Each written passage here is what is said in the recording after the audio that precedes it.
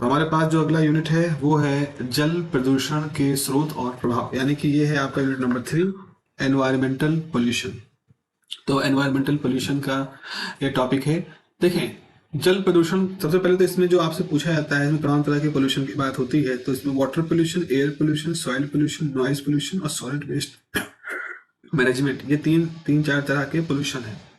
इनमें से जो इंपॉर्टेंट है, जो कि बार बार पूछे जाते हैं, उनको ही हम लोग यहाँ पे वन शॉट में देख रहे हैं।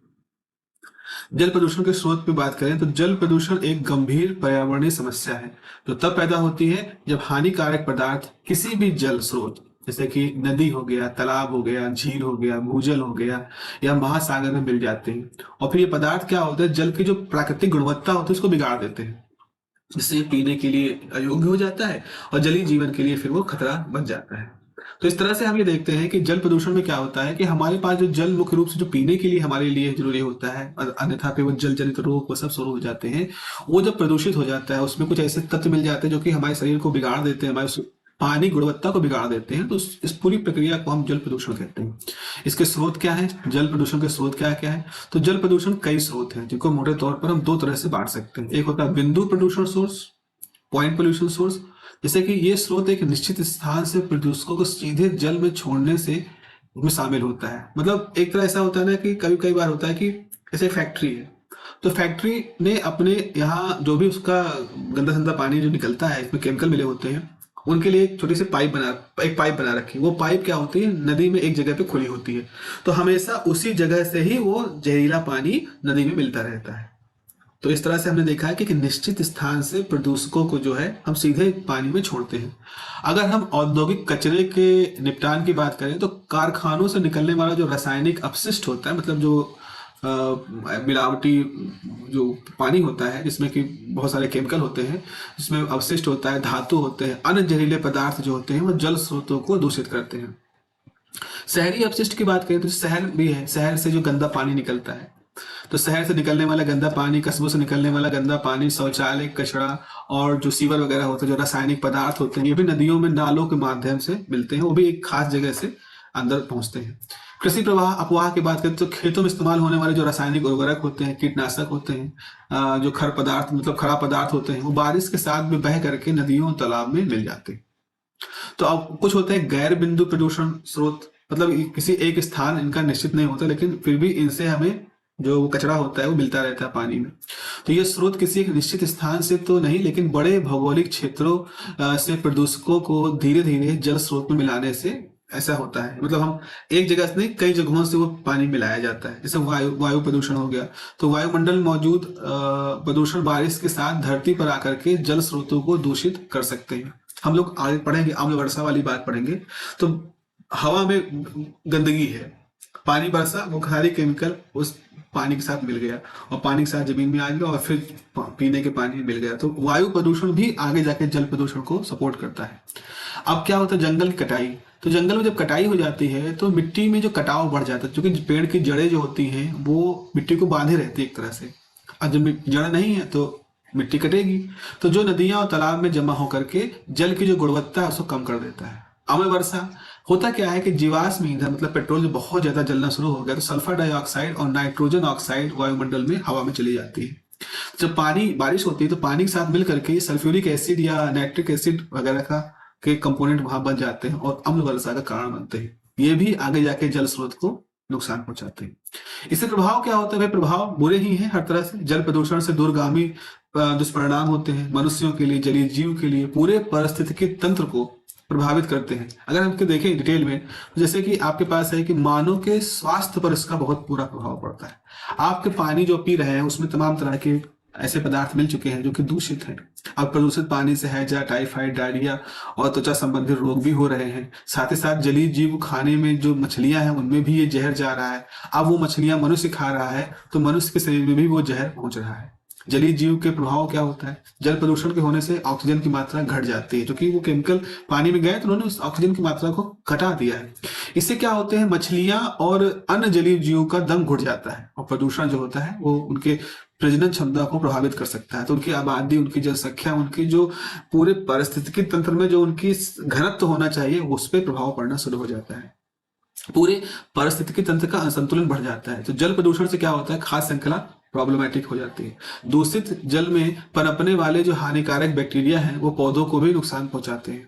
भाई परिस्थिति जब वो पूरा बढ़ गया है तो बहुत सारे ऐसे बैक्टीरिया भी होते हैं जो कि इस तरह के वायुमंडल में और अच्छे से पनपते हैं, तो वो हानिकारक होते हैं।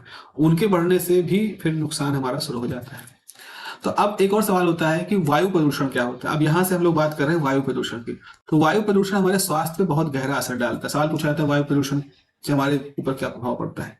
तो वायु प्रदूषण बहुत गहरा प्रभाव डालता है और इसके दुष्परिणाम हमारे जीवन के हर पहलू को प्रभावित करते हैं। देखते हैं कुछ परिणाम अगर हम देखें तो हवा तो हम सांस लेने वाली चीज है ना, अगर वही खराब है तो हमारे शरीर के अंदर जाता ही है हवा और हर तरह से हमको नुकसान पहुंचा रही है। स्वास्थ्य संबंधी समस्याएं, यह वायु प्रदूषण का सबसे बड़ा बुरा प्रभाव है।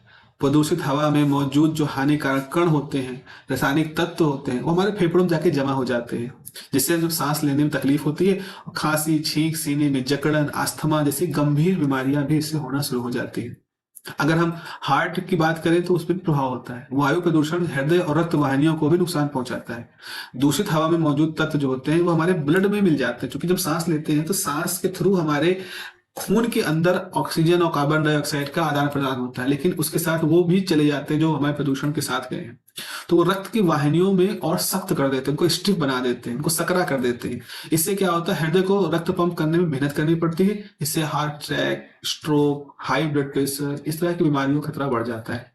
वायु प्रदूषण में ऐसे कई सारे तत्व होते हैं जो कार्सियोजेनिक होते हैं।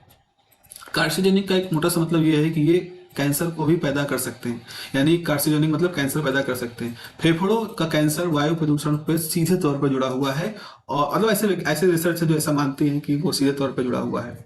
अगर खून में प्रॉब्लम होती है तो मस्तिष्क पे भी इसका प्रभाव पड़ता है।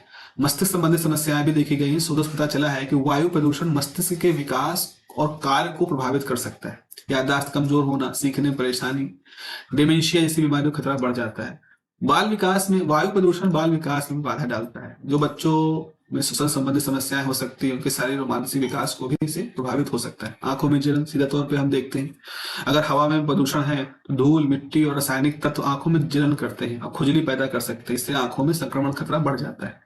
त्वचा संबंधी समस्याएं, हवा में जब प्रदूषण होता है तो त्वचा की जो चमक है वो कम हो जाती है, क्योंकि वो केमिकल हमेशा हवा के साथ रगड़ते रहते हैं और समय से पहले झुर्रियां पैदा कर सकते हैं। प्रदूषित हवा त्वचा के रोम छिद्र बंद कर सकती है। इससे मुहासे और तमाम तरह की समस्याएं जम लेना शुरू हो जाती है।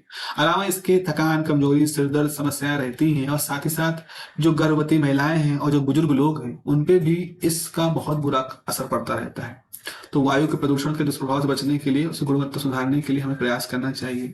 ऐसा मतलब है कि निजी वाहनों का इस्तेमाल हमें कम करना चाहिए, सार्वजनिक वाहनों का उपयोग करना चाहिए, पेड़ लगाना चाहिए और प्रदूषण फैलाने वाली जो गतिविधि इनको हमें कम करना चाहिए। ये हम जागरूकता के लेवल पर आकर के इस तरह की चीजें कर सकते हैं। तीसरा है ध्वनि प्रदूषण क्या होता है।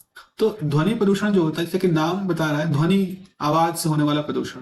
तो ध्वनि प्रदूषण हमारे वातावरण में अवांछनीय या असहनीय ध्वनि का अत्यधिक या परेशान करने वाला स्तर है, तो वो उसको ध्वनि प्रदूषण कहते हैं। यह ध्वनि हमारे स्वास्थ्य, शांति और मानसिक सुख पर नकारात्मक प्रभाव डालती है। देखो हमारे सुनने की अपनी क्षमता है, हम सुनने की एक अपर लिमिट भी, हम कितनी डेसिबल की आवाज को प्रभावशाली तरीके से सह सकते हैं, इसके ऊपर भी अब हमारी सीमाएं हैं। होता क्या है, अगर हम बहुत तेज आवाज, बहुत ज्यादा आवाज बहुत देर तक सुने तो वो हमारे मतलब हमारे स्वास्थ्य को बहुत ही बुरा प्रभावित करती है, तो वो ध्वनि प्रदूषण में आता है। आदर्श रूप से ध्वनि एक सुखद अनुभव होना चाहिए। पंछियों बोल रहे हैं, हवा के सरसराहट है, संगीत है, ये सब सुख वाली ध्वनि है। लेकिन जब ध्वनि का स्तर बहुत ज्यादा हो जाता है या लगातार बना रहता है तो उसको प्रदूषण कहते हैं। स्रोत के रूप में बात करें तो कई स्रोत, जैसे यांत्रिक स्रोत, यातायात है, ट्रैफिक। तो यातायात क्या होता है, यह ध्वनि प्रदूषण का सबसे बड़ा स्रोत होता है। गाड़ियों के हॉर्न हो गए, टायरों घड़घड़ाहट हो गई, इंजनों घड़घड़ाहट हो गई, ये सब यातायात के साधन, यातायात से आने वाला शोर है। उद्योग की बात है, कारखानों में निकलने वाली तेज आवाजें, मशीनों से चलने वाली, बिल्डिंग काम हो रहा है, निर्माण कार्य हो रहा है, उसकी ध्वनि भी इसी में आती है। हवाई जहाज जो उड़ते हैं तो उनका जो उड़ते हैं, लैंड करते हैं तो काफी तेज आवाज पैदा करते हैं, तो जो हवाई अड्डों के आसपास रहने वाले लोग होते हैं उनके लिए बड़ा ही असहज होता है। जहाँ पे सड़क निर्माण हो रहा है, भवन निर्माण हो रहा है, तो यहाँ पे भारी भारी मशीनें इस्तेमाल हो रही हैं तो वहां भी शोर होता है।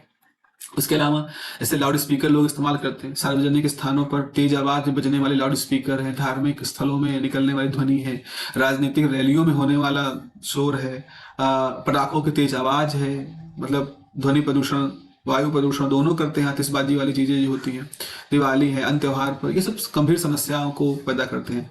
इसी तरह से शादी विवाह, जन्मदिन पार्टी, डीजे, ये सब तेज ध्वनि जो होते हैं ये ध्वनि प्रदूषण में इस्तेमाल हो जाते हैं। इसका प्रभाव क्या होता है? जैसे कई सारे नकारात्मक प्रभाव देखे गए हैं रिसर्चों के द्वारा। जैसे स्वास्थ्य पर प्रभाव पड़ता है, तो स्वास्थ्य पर आप देखोगे तेज आवाज सुनने से सुनने की क्षमता कमजोर हो जाती है, हाई ब्लड प्रेशर है, तनाव, चिंता, ये सब समस्याएं आती हैं। पर्यावरण का प्रभाव पर देखें कि जंगली जीवों के जीवन पे इसका असर पड़ता है। आप देखते होंगे कि दिवाली में जब आतिशबाजी चलती है तो जो कुत्ते वगैरह होते हैं ये सब बहुत परेशान होते हैं, बहुत तेज भौंकते हैं, क्योंकि उनको इतनी तेज आवाज का कारण नहीं समझ में आता क्यों होने लगे। तो इस तरह से शिकार जो पंछी होते हैं, क्योंकि वो भी बहुत सेंसिटिव होते हैं, आप पटाखे फोड़ रहे हो तो जो आवाज आती है वो उनको उनके दिशा को भ्रम कर देते हैं, तो वो फिर भटक जाते हैं अपने रास्ते से। जिन रास्तों पे वो उड़ उड़ के रोज खाना लाते हैं उनसे भटक जाते हैं और फिर भोजन ढूंढने और फिर शिकार करने में उनको परेशानी होती है। ध्वनि प्रदूषण से शांति भंग होती है, लोगों में बातचीत करना मुश्किल हो जाता है और फिर काम करने की क्षमता में भी कमियां आने शुरू हो जाती है। इस तरह से ध्वनि हमको कई तरह से नकारात्मक रूप से प्रभावित करती है। ये सब वही वही चीजें हैं, दोबारा से इसको लिख दिया है।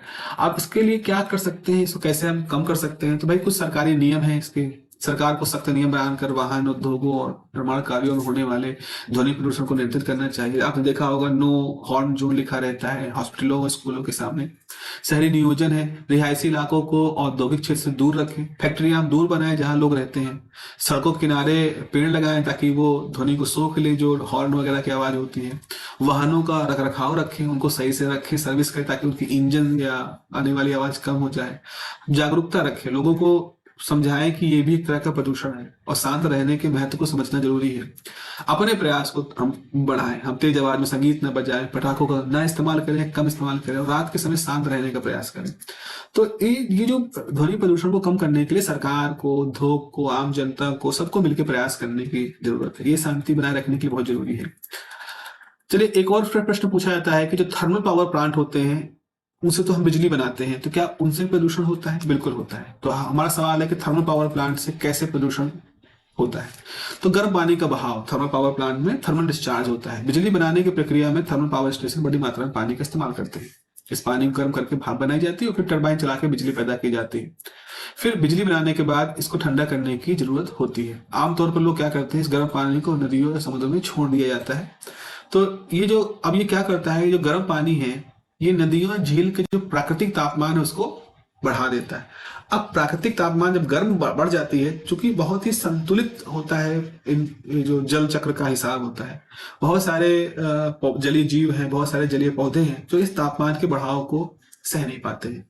जैसे एक तो हो गया कि ऑक्सीजन की जो घुली हुई होती है, जो पानी में नॉर्मल ऑक्सीजन की मात्रा होती है वो कम हो जाती है जब गर्माहट उसमें बढ़ जाती है। तो दूसरा है कि जलीय जीवों का नुकसान हो जाता है। जब ऑक्सीजन कम हो जाता है तो पानी में रहने वाले जीवों के लिए भी सांस लेना मुश्किल हो जाता है, इससे उनकी मृत्यु दर बढ़ जाती है और पूरा जल का जो पारिस्थितिकी तंत्र होता है वो बाधित हो जाता है। एक तो ये दिक्कत है। ये तो एक प्रदूषण का हो गया। एक वायु प्रदूषण भी होता है। अब जो कोयला जो होता है, कोयला को जलाकर, थर्मल पावर प्लांट नॉर्मली कोयले पे जलते हैं, तो कोयले को जला के चला दे जाते हैं, जलाकर बिजली बनाते हैं। इस प्रक्रिया के दौरान कई तरह के तत्व इसमें शामिल होते हैं जो कि बाहर वायुमंडल में निकलते रहते हैं। सल्फर डाइऑक्साइड हो गया, नाइट्रोजन ऑक्साइड हो गया, ठीक है। पार्टिकुलेट मैटर होते हैं, तो बहुत महीन पार्टिकल होते हैं। तो ये जो प्रदूषण जो होते हैं ये वायु को दूषित करते हैं और कई तरह की स्वास्थ्य समस्याएं, आंख की, हृदय की, फेफड़ों की, इसको आ जाती है। कोयले को जलाने से राख बनती है। अब राख में जो होते हैं कई सारे हानिकारक तत्व होते हैं। अब इसको भी मिट्टी और पानी को दूषित कर सकते हैं। अगर राख को सही तरीके से निपटारा नहीं किया जाए तो आसपास के वातावरण, लोगों के स्वास्थ्य के लिए खतरा बन जाती है। थर्मल पावर स्टेशन एक बहुत जरूरी स्रोत है हमारे लिए, लेकिन ये प्रदूषण का खतरा भी बहुत बड़ा करते हैं। हमें इसमें प्रदूषण कम करने के लिए, उपाय करने के लिए कुछ ऐसे वैकल्पिक ऊर्जा स्रोत हैं उनको भी अपनाना चाहिए जहां से हम बिजली बनाए। से थर्मल पावर प्लांट पे निर्भरता कम हो, वो कम देर तक ऑपरेट हो, कम प्रदूषण करे, कम पानी फेंके, कम गर्म पानी फेंके, कम धुआं फेंके। तो ये सब जरूरतें हैं जो कि हमको इसको समझना चाहिए। आखिरी में आते हैं, एक सवाल है कि अपशिष्ट क्या होता है, वेस्ट क्या होते हैं। वैसे हम जानते हैं वेस्ट मतलब वो जो हमारे घर से बाहर होता है, हम हमको जरूरत नहीं होती है, छिलके हो गए हैं, खाना यूज नहीं हुआ है, सड़ा हुआ है जो पदार्थ, वो सब होते हैं। तो अपशिष्ट वो अवांछनीय और गैर जरूरी पदार्थ होते हैं जिन्हें हम किसी कार्य या प्रतिक्रिया के बाद फेंक देते हैं। ये ठोस हो सकते हैं, द्रव हो सकते हैं, गैस हो सकते हैं। सॉलिड वेस्ट की क्या होते हैं, हमारे दैनिक जीवन में औद्योगिक गतिविधियों में कई तरह के ठोस कचरा पैदा होता है। इनको मुख्य रूप से हम कैसे बांट सकते हैं, एक होता है नगर पालिका ठोस अपशिष्ट, म्यूनिसिपल सॉलिड वेस्ट, MSW इसको कहते हैं। ये सबसे आम प्रकार का ठोस कचरा होता है जो घर, दुकान, रेस्टोरेंट, संस्थान से निकलता है। इसमें रसोई कचरा हो गया, प्लास्टिक हो गया, कागज, धातु, कपड़ा, कांच, ये सब चीजें होती हैं। एक होता है इंडस्ट्रियल वेस्ट, जो फैक्ट्रियों, उद्योगों से निकलने वाला कचरा होता है। इसमें रासायनिक पदार्थ होते हैं जो नॉर्मल घरों में नहीं पाए जाते, धातु के टुकड़े होते हैं, मशीनों के पुराने पार्ट्स होते हैं, कई जहरीले पदार्थ भी होते हैं। और ये अपशिष्ट जो होते हैं ये पर्यावरण के लिए बड़े नुकसानदायक होते हैं। तीसरा होता है जैव चिकित्सा अपशिष्ट, बायोमेडिकल, जो अस्पतालों, क्लिनिकों और शोध संस्थानों से निकलने वाला एक बहुत ही संक्रामक कचरा होता है। उसमें बैक्टीरिया भी होते हैं, उसके अंदर हानिकारक जीव भी होते हैं। इसको जैव चिकित्सा का बायोमेडिकल वेस्ट कहते हैं। इसमें उपयोग की गई सुइयां होती हैं, दस्ताने होते हैं, दवा के पैकेट होते हैं।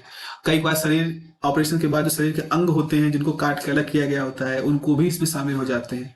तो इस तरह कचरे को बहुत ही सावधानी पूर्वक निपटने की हमको आवश्यकता होती है। तो ये हो गया वेस्ट। अगर हम कुछ और तरह की बात करें तो निर्माण और विध्वंस अपशिष्ट, जहां कंस्ट्रक्शन चल रहा होता है, बिल्डिंगें गिराई जा रही होती हैं, डिमोलिशन हो रहे होते हैं, तो वहां पर मरम्मत दौरान जो निकलने वाला मलबा होता है, गर्दा होता है, चूने का, ये सब चीजें होती हैं, वो विध्वंस अपशिष्ट कहलाता है। इसमें ईंट, सीमेंट, लकड़ी, लोहा, प्लास्टिक, इसके टुकड़े शामिल होते हैं। इनको रिसाइकिल भी कई बार कर सकते हैं। इलेक्ट्रॉनिक अपशिष्ट की बात करें तो पुराने या खराब हो चुके इलेक्ट्रॉनिक उपकरण को इलेक्ट्रॉनिक अपशिष्ट कहते हैं। इसमें computer, TV, mobile phone, printer, fridge जैसे उपकरण होते हैं।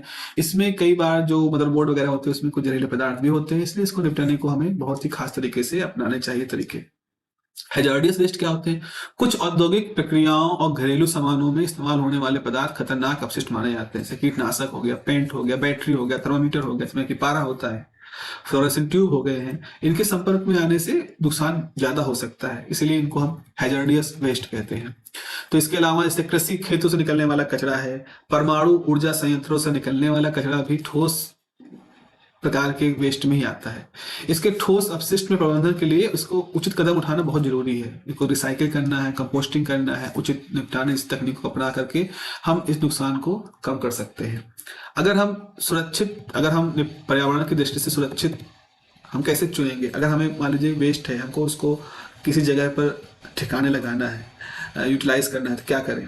तो उसके लिए हमको एनवायरनमेंट में कुछ क्राइटेरिया है कि हम वेस्ट डिस्पोजल साइट कैसे चुने। हिंदी में हम इसको यहाँ लिख रहे हैं कि अपशिष्ट निपटान के लिए पर्यावरण की दृष्टि से सुरक्षित क्या मानदंड होने चाहिए। तो किसी भी क्षेत्र में कचरे के निपटान के लिए कुछ स्थल का चयन एक बहुत ही महत्वपूर्ण निर्णय होता है। कहाँ हमें कचरा फेंकना है या कहाँ ठिकाने लगाना है। अगर गलत जगह को चुन लिया तो पर्यावरण को गंभीर नुकसान पहुंच सकता है। इसीलिए किसी भी अपशिष्ट निपटान स्थल के चयन में कुछ मानदंडों का ध्यान रखना बहुत आवश्यक है। जैसे भौगोलिक और स्थलाकृति, ज्योग्राफिकल एंड टोपोग्राफिकल कंडीशन क्या है। हम निपटान स्थल को आवासीय क्षेत्र, स्कूल, अस्पताल, पेयजल के स्रोतों से दूरी पर रखने चाहेंगे। ऐसा ना हो वहां का पदार्थ उनमें मिल जाए। निचले इलाकों या बाढ़ के क्षेत्रों में बचना चाहिए, जहां बारिश का पानी कचरे को बहाकर ले जा सके, वहां बचना चाहिए। ढाल वाली जमीन पर ताकि कचरे का बहाव कम से कम हो सके, वहां ढाल सामान्य हो। मिट्टी की पारगम्यता कम होनी चाहिए, ऐसा ना हो मिट्टी तेजी से सूख ले तो वो सारा केमिकल सोख ले रही है। दूषित रिसाव ना हो, तो भूजल भी दूषित ना हो पाए। जैसे भूजल का स्तर काफी नीचे होना चाहिए, मतलब पानी जमीन के अंदर नीचे हो, ताकि अगर जमीन सूखे भी तो सीधे पानी में ना मिल पाए। नदियों, नहरों, झीलों से दूर रहे, ये सारा जगह है। अगर हम जियोलॉजी के हिसाब से देखें तो चट्टान का प्रकार मजबूत और अपारगम होना चाहिए। भाई जिस जमीन पर हम वो केंद्र बना रहे हैं वहां जो चट्टाने हों वो मजबूत हों, उनसे पानी रिसे ना, केमिकल रिसे ना। भूकंप जैसी कई प्राकृतिक आपदाएं भी आए तो कचरे का रिसाव ना हो। खनिज संसाधनों का कृषि भूमि वाले क्षेत्रों से बचाव होना चाहिए। हवा की दिशा ऐसी होनी चाहिए कि आपस में रिहायशी इलाकों में दुर्गंध ना पहुंचे। उच्च वर्षा वाले क्षेत्र से बचना चाहिए क्योंकि इससे कचरे का तेजी सड़ना हो जाएगा और दूषित रिसाव बढ़ना शुरू हो जाएगा। स्थानीय समुदायों को निर्णय लेने की प्रक्रिया में शामिल करना चाहिए। भाई जहां आप कचरा रख रहे हो, जगह बना रहे हो, तो वहां के लोगों को भी तो उसमें शामिल करो। ऐसे थोड़ी किसी घर में जाकर तुम कचरा बनाना शुरू कर दोगे, फेंकना शुरू कर दोगे। परियोजना के लिए परिवहन सुविधाओं का होना आवश्यक है और भविष्य की विकास योजनाओं को भी ध्यान में रखना चाहिए। भाई आप उनसे कहोगे भाई आप इस इलाके में कचरा फेंक रहे हैं तो यहाँ हम कुछ विकास के कार्य भी करेंगे, तो आपको कोई नुकसान हो रहा होगा तो आपको कुछ फायदा भी दिया जाएगा। अगर हम रेगुलेटरी कंप्लायंस की बात करें तो चुना गया स्थान सभी संबंधित पर्यावरण नियम और विनियमों का पालन करना चाहिए, सभी सरकार की मानदंडों के हिसाब से होना चाहिए। तो मानदंडों के अलावा किस प्रकार का अपशिष्ट आप भेज रहे हैं इसको भी ध्यान रखना आवश्यक है। उदाहरण के लिए अगर जैव चिकित्सा अपशिष्ट के निपटान के लिए भी सख्त मानदंड का पालन करना पड़ सकता है। यह ध्यान देना महत्वपूर्ण है कि सभी कारकों का सावधानीपूर्वक मूल्यांकन किया जाना चाहिए ताकि पर्यावरण की दृष्टि से सुरक्षित टिकाऊ अपशिष्ट निपटान का चयन किया जा सके। तो इस तरह से हम लोगों ने यहाँ पर देखा, ये हमारा environment and pollution unit number 3 है। आपको बस खाली मेरे ख्याल से हमने यहाँ पर water pollution, air pollution, soil pollution, noise pollution और सॉलिड वेस्ट मैनेजमेंट, इस पे आने वाले 4 सवाल देखे। इनमें से निश्चित रूप से आपको मिलेगा। बाकी public health aspect of environment है, वो सब इसी के अंदर ही आ जाता है। तो ये 4 क्वेश्चन आपको यहाँ पर तैयार कर लेने हैं, बहुत ही सिंपल है। इनको आप 2-3 बार रिवाइज कर लीजिएगा। नोट्स मैंने अपलोड कर दिए हैं गूगल पे, टेलीग्राम पर। टेलीग्राम का लिंक आपको नीचे मिला है, आप उस टेलीग्राम के लिंक को भी जाके देखिए। वहां पर जितने भी नोट्स होंगे वो वहां पर रख दिए जाएंगे। हिंदी के नोट्स हैं जिनको आप प्रिंट कर सकते हैं, आप उनको प्रिंट करिए। स्मार्ट नोट्स में क्लिक वाली भी चीजें हैं, तो आप क्लिक करके इस चैनल को भी, आप उस टेलीग्राम चैनल को भी, और वैसे भी आप यूट्यूब चैनल को भी, उससे आप जा सकते हैं। चलिए फिर अगली हमारे पास जो यूनिट नंबर 4 है और यूनिट नंबर 5 है, हम लोग उसके भी वीडियो बहुत जल्दी आपके सामने लेके आएंगे। अपना ध्यान रखिए। Have a nice day, take care, bye bye.